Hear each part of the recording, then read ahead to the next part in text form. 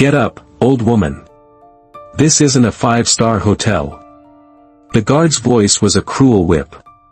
Before Eleanor could fully register, an electric shock baton slammed into her side. Blinding agony. This was her reward for a lifetime of service. The jolt threw Eleanor Vance from the park bench, her breath stolen, body convulsing on the unforgiving asphalt. Through a watery haze of pain, she saw him, Kevin, a young park security guard, electric baton still humming, a smirk twisting his lips.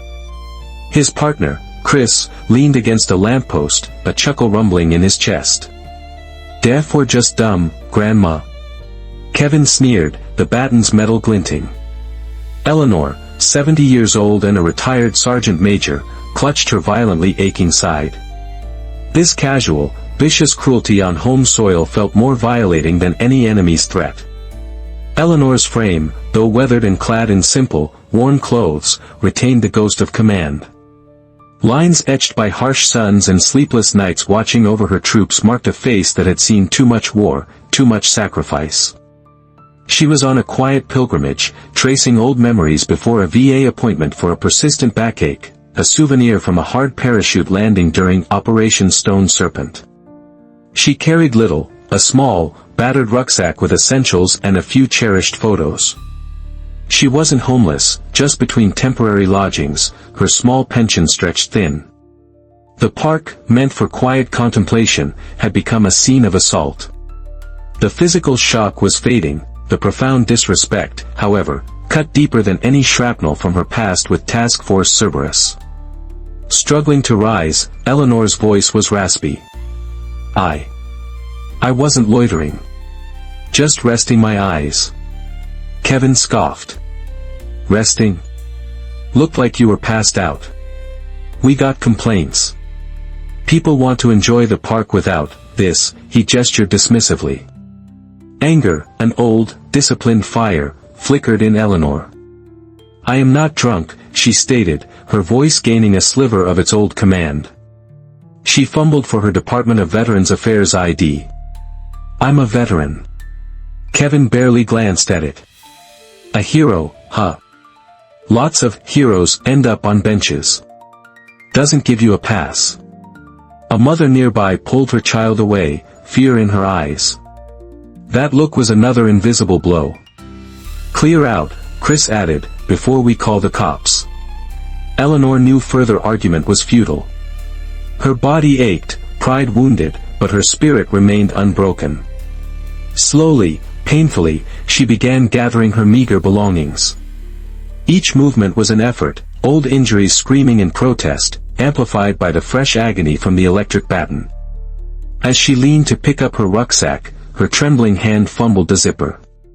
The bag tipped. A small, folded flag, a worn book, and a heavy, metallic coin clinked onto the pavement, rolling near Kevin's polished boot. More junk. Kevin sneered, nudging the coin with his shoe. Don't touch that. Eleanor's voice, though quiet, held a sudden, steely authority that momentarily startled the guard. Kevin, irked by her tone, snatched up the coin. Protective of your trash, are we, Grandma?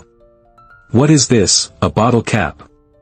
It was bronze, heavy, with a three-headed hound and a downward-pointing sword encircled by a wreath. Task Force Cerberus, Eleanor whispered, more to herself. That has meaning. Please. Nearby, Mr. Peterson, a retired military archivist in his late 60s, squinted. The emblem, the name, it sparked a chilling memory from declassified files. What meaning? Kevin taunted. General Thorne gave it to me, Eleanor said, her eyes on the coin.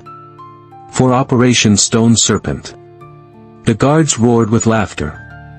Sure, and I had breakfast with the president. Chris jeered. But Peterson gasped.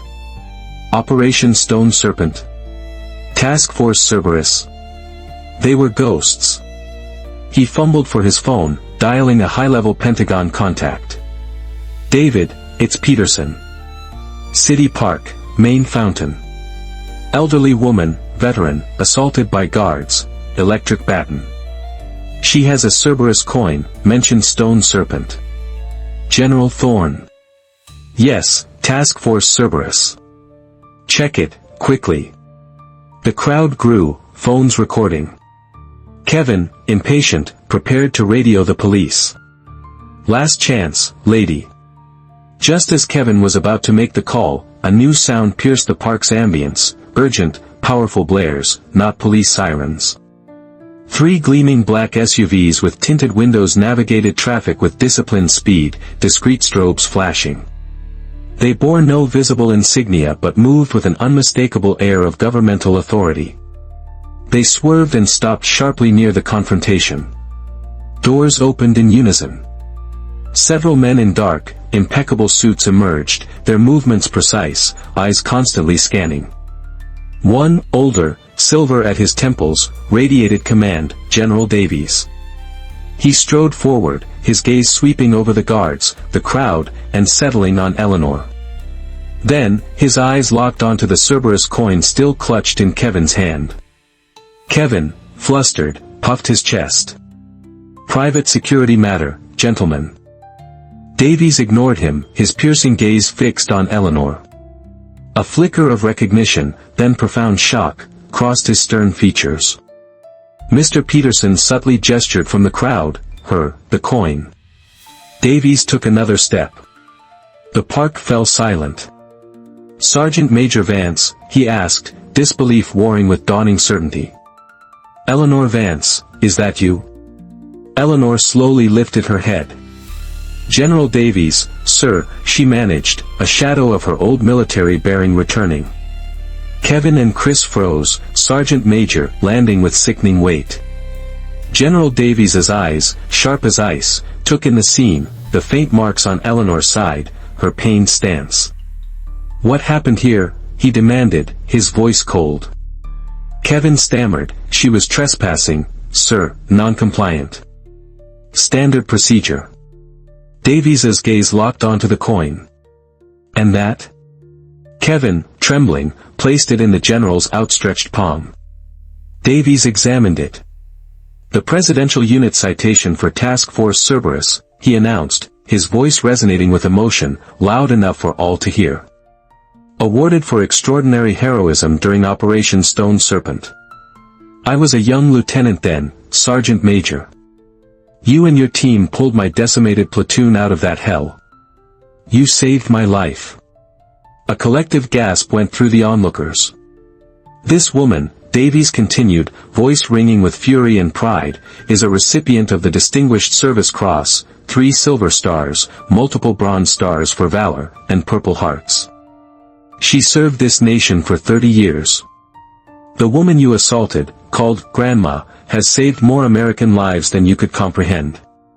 The park was utterly silent. General Davies turned his full, icy attention to the trembling guards. You used an electric baton on her. Mike blurted, she was sleeping on the bench, sir. Against rules. Davies's voice was dangerously soft. Your job is to assault decorated war heroes. Did you ascertain who this woman was before you deployed a weapon on an elderly, sleeping individual? Kevin, chalk white, mumbled, procedures, sir, non-compliant when awakened. Non-compliant?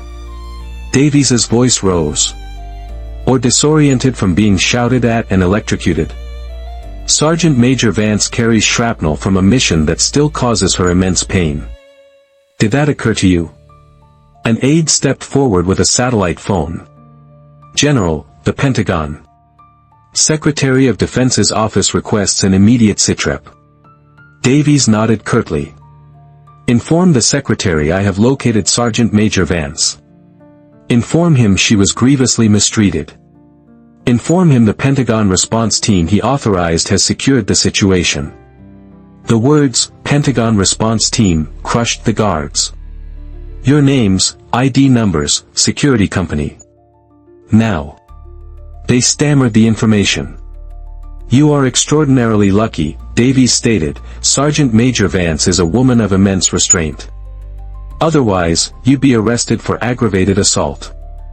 As it is, General Davies continued, his gaze unwavering, I will be speaking with your company's CEO, the mayor, and every city council member regarding their contracts with your employer and your abysmal training. Consider new careers. These are over. Dave and Mike stood frozen, speechless. Davies then turned to Eleanor, his demeanor softening. Ellie, are you all right? Need a doctor? She managed a faint, weary smile. Just startled, General. Old wounds acting up. I know about old wounds, Davies said softly. Let's get you somewhere comfortable. We've actually been looking for you. There's a Task Force Cerberus reunion this weekend near DC. The team, they'd be truly honored to see you. Mention of her comrades brought a light to Eleanor's eyes. Davies personally retrieved her rucksack and offered his arm. As they walked to the SUVs, the crowd parted, then erupted in heartfelt applause. Mr. Peterson stepped forward, emotional. Sergeant Major Vance, an honor, ma'am. Eleanor nodded warmly. Thank you for your help, son. An aide firmly addressed the newly arrived, terrified park manager about the official inquiry. Eleanor Vance was taken not to a shelter, but to a comfortable military guest house. The aftermath for Kevin and Chris was swift, immediate suspension, their company facing a Pentagon inquiry and public fury fueled by viral cell phone videos. The city council, jolted by the high-level intervention, announced an emergency review of security contracts and funded a new veteran liaison program. That ugly incident became a painful, vindicating reminder, true heroes walk among us, unassuming. The uniform may be stored, the hair grayed, the gait slowed by injury, but honor earned in selfless service is eternal. A few days later, images of Eleanor's ordeal were replaced by new ones. Restored, serene, dressed in a simple, dignified suit, she was at a respectful assembly. General Davies beside her, another officer presented her cleaned, cased Cerberus challenge coin. Later, at the reunion, surrounded by her graying but spirited Task Force Cerberus brothers and sisters in arms, their faces bright with camaraderie, she was home. Back in the park, on that bench, an anonymous bouquet and a small new bronze plaque appeared, reserved in honor of our veterans. Thank you for your service. The price of freedom is often invisible, carried silently by veterans like Eleanor Vance. Their stories, their sacrifices, are woven into the fabric of our nation, into the peace we too often take for granted. They asked for little, yet gave so much. If you believe every veteran, every hero, deserves dignity and unwavering respect, type respect in the comments below. Let their sacrifices never be forgotten or devalued. Share this story if it touched your heart, and tell us, what does true honor mean to you? Subscribe for more stories that need to be told. Let the conversation continue, and let these lessons inspire change.